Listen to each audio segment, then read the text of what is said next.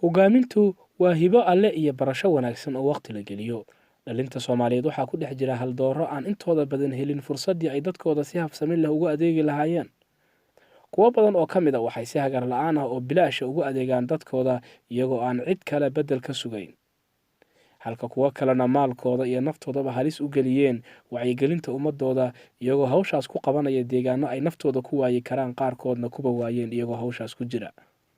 haddaba waxaan barnaamijka hogaamiyaasha aan la dooran kusoo gudbinaynaa dhowr dhalinyaro ah oo bulshada Soomaaliyeed ku biiriyey waxtar iyo kor u qaadid wacyi. dhalintan ayaana isugu jirta rag iyo dumar. waa kuwan dhalinta aan rabo inaan idinla wadaago howlkarnimadooda. 1. Hodan Naaleeye, Ilaahay naxariis iyo janno ha siiye. 2. Cabdirasaaq Ismaaciil Xaashi Ciro. 3. Axmed Darwiish. 4. Maxamed Cumar. iyo 5. Nageeye Khaliif.